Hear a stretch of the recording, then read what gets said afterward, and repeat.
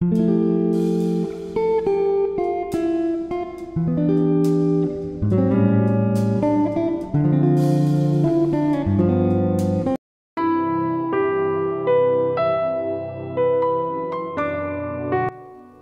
Everyone, আসসালামু আলাইকুম। আমি আসমা, তুহা ডেইলি ব্লগে সবাইকে স্বাগত জানাই। দূরে কিংবা কাছে যে যেখান থেকে আমার ভিডিওটা দেখছেন, আশা করি আল্লাহর রহমতে সবাই ভালো আছেন। আলহামদুলিল্লাহ, আমরাও ভালো আছি।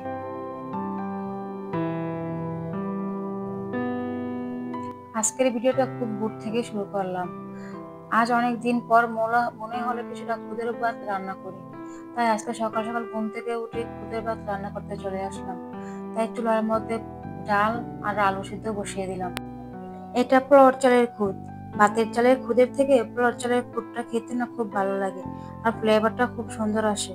আমরা যেভাবে পোলাওর চাল দিয়ে ভাত রান্না করি, তো সেই রকম করে এটাকে রান্না করতে হয়।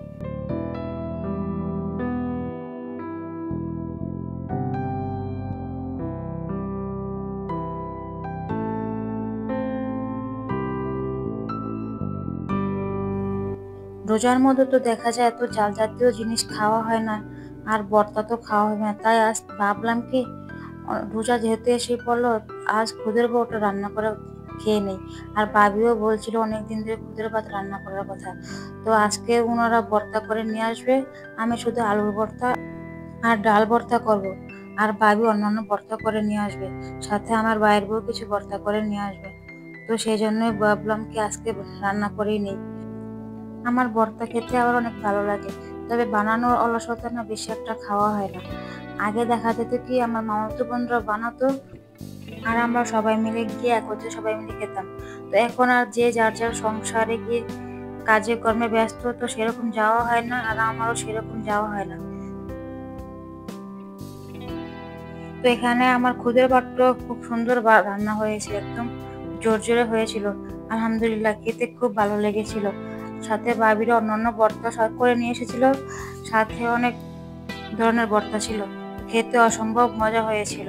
আমি আলুর ভর্তা আর ডাল ভর্তা করেছিলাম, ভাবি বাদাম ভর্তা করে নিয়ে এসেছিল, সাথে টমেটো চাটনি করে নিয়ে এসেছিল। আলহামদুলিল্লাহ, খুব তৃপ্তি সহকারে খেয়েছিলাম আজকের খাবারটা।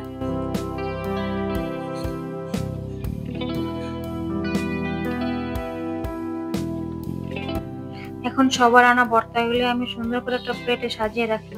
সাজালে দেখতে ভালো লাগে, তো সেই জন্য সাজানো।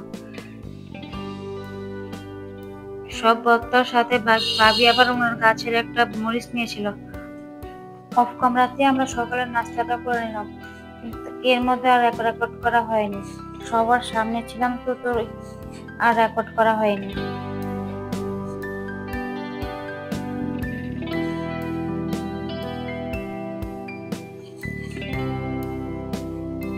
তো এখানে আমি সমস্ত সবকিছু বেড়ে নিলাম, সাথে আমি একটু খেয়ে নিলাম। তো এটাই হয়তো বা 1 মাসের জন্য সকালের নাস্তা। আবার আল্লাহ বাঁচিয়ে রাখলে 1 মাস পর আবার সকালের নাস্তা নিয়ে আপনাদের মাঝে হাজির হতে পারবো।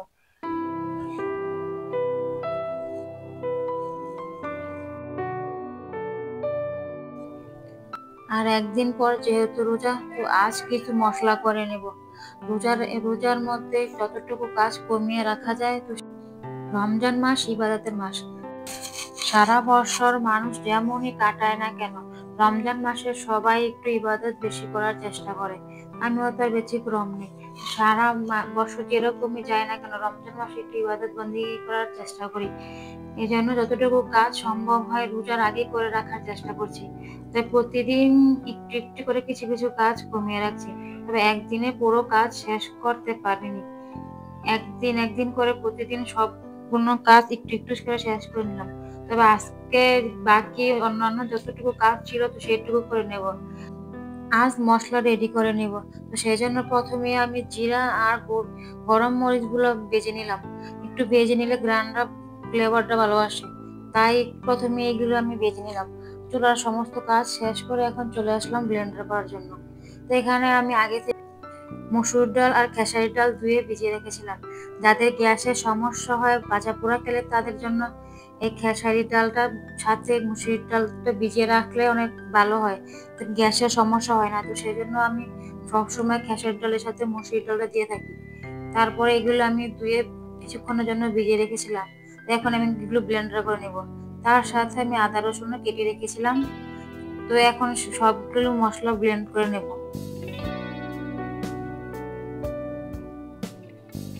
যাদের বাসায় মানুষ থাকে তারা এত মশলা করতে হয় না, একদিন একদিন করে বা কিছুদিন পর পর করে হয়ে যায়। তবে আমার বাসায় তো কেউ নেই, আমাকে আমার নিজের কাজ করতে হয়। তো সেই জন্য যতটুকু সম্ভব হচ্ছে কিছু কাজ কমিয়ে রাখার চেষ্টা করছি। এই মশলা রাখার জারটার মধ্যে আমি প্রতিদিন যতটুকু দরকার হয় তো তার অনুযায়ী ডাল রেখে দিই, যাতে প্রতিদিন আর পুরোটা নামাতে হয় না।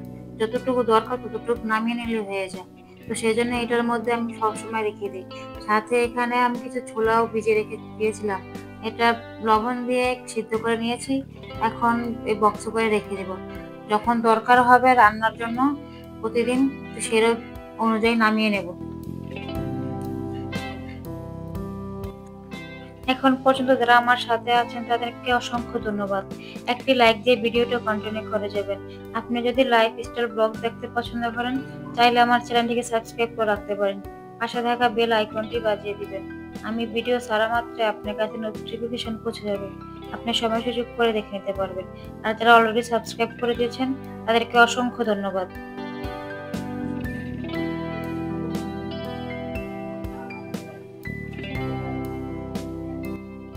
কথা বলতে বলতে অনেকগুলো কাজ শেষ করে নিলাম। এখানে কিছু সব ফুলের গুছি নিয়ে এসেছিল। রোজার মাসে সারাদিন রোজা রাখার পর যখন আখের গুড়ের সাথে এইসব ফুলের গুছি ভিজিয়ে খাওয়া হয় তবে শরীরের জন্য খুব উপকার হয়। কিছু কিছু জিনিস যা শরীরের পক্ষে খুবই উপকার, তবে আমরা সেরকম এখন আর খাওয়া হয় না। তবে এইসব জিনিস শরীরের জন্য খুবই উপকার করে। তো ট্যাঙের থেকে না আমার কাছে মনে হয় কি আখের গুড়ের সাথে এইসব ফুলের গুছি ভিজিয়ে খেলে বেশি উপকার হয়। তো আমাদের সেরকম ট্যাঙের শরবত খাওয়া হয় না। এখানে আমি জিরাগুলো গুঁড়ো করে নিয়েছি। এখন এই ছোট কাচের জারে রেখে দেব। এই সমস্ত মশলা দিয়ে সারা মাস চলে যাবে এমন কিন্তু নয়, তবে আমি অল্প করেই করে নিয়েছি যাতে কিছুদিন খাওয়ার পর আবার নতুন করে করতে পারি। মশলা বেশি দিন ফ্রিজে রাখলে না অরিজিনাল ফ্লেভারটা পাওয়া যায় না। তো সেই জন্য আর বেশি করে ব্লেন্ড করিনি, যতটুকু সম্ভব অল্প করে করে নিয়েছি।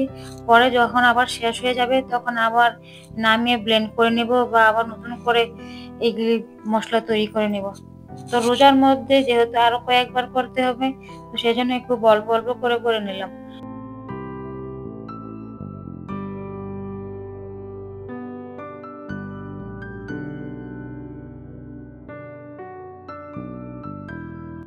গুঁড়ো মশলার যে জারটা ছিল তো সেটাও আমি ধুয়েছিলাম। তো এখন ভাবলাম এটার মতো সবকিছু রেখে দিই, যেহেতু একটু সময় আছে তো এর মধ্যে যতটুকু সম্ভব হয় সবগুলো কাজ করে নেওয়ার চেষ্টা করছি। তো এখানে আমি মরিচ, হলুদ, জিরা, ধনিয়া গুঁড়ো রেখে দিলাম। এটা আমার প্রতিদিন রান্নার কাজে ব্যবহৃত হয়। এখন যেগুলো ফ্রিজে রাখার দরকার তো সেগুলো এখন আমি ঢাকনা লাগিয়ে ফ্রিজে রেখে দেব।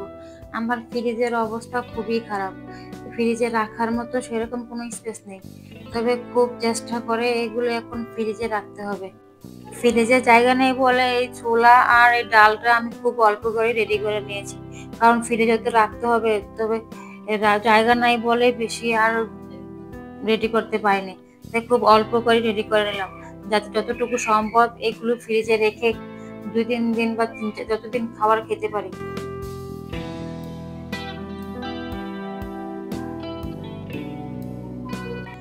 এই র্যাকটার মধ্যে আমার প্রতিদিন দরকার হয় যে সমস্ত জিনিসপত্র সে সমস্ত জিনিসপত্রে রাখি, যেমন জিরা গুঁড়া, ঘি, ধনিয়া গুঁড়া, তারপর চিয়া সিড বা প্রতিদিন যে সমস্ত জিনিস দরকার হয় আর কি, যাতে হাতের নাগালে পাই। তো সেই সমস্ত জিনিসগুলি এই ট্র্যাক্টরের মধ্যে আমি রেখে দিই, যাতে রান্নার সময় খুব দ্রুত নিয়ে রান্না করতে পারি, যাতে রান্নার সময় আবার খুঁজে খুঁজে বের করতে না হয়। তো এই র্যাকটা আমার জন্য খুবই উপকার হয়।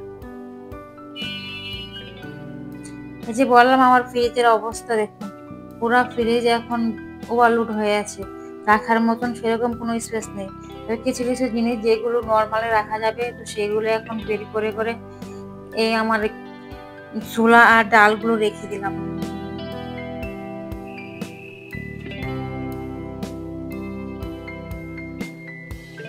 এটা ছিল রাতের বেলায়। ভাবলাম আজকে যেহেতু একটু সময় আছে, তো সেই জন্য দই তৈরি করে রেখে দিই। তো রোজার মধ্যে আমার আবার সবসময় লাচ্ছি বানাতে হয়, তাই ঘরেই আমি দই পেতে নেই। এখানে প্রায় 2 কেজি দুধ ছিল, তো 2 কেজি দুধকে জাল করে আমি 1 কেজি দুধ করে নিয়েছি।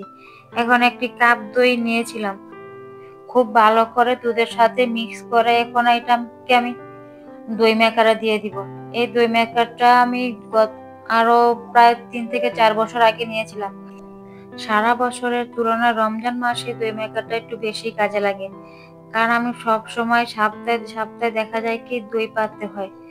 যেহেতু লাচ্ছি খাই, তো সেজন্য দইটা আমি ঘরেই পাতি। আর এই দই মেকারটার মধ্যেই বেশিরভাগ সময় দেখা যায় কি দই পেতে থাকি।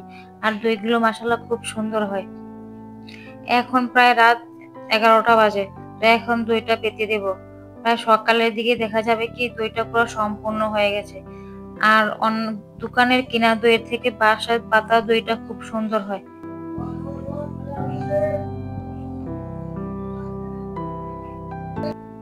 এটা ইলেকট্রিক দই মেকার। রাত্রে লাগিয়ে রাখলে সকালবেলা দেখা যায় কি খুব সুন্দর দই হয়ে যায়।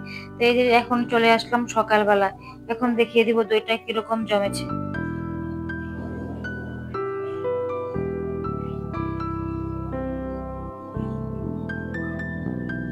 মাশাল্লাহ মাশাল্লাহ, খুব সুন্দর দইটা জমেছিল। একদম দোকানের থেকেও মনে হয় বাসার তৈরি দইটা খুব সুন্দর হয়েছে।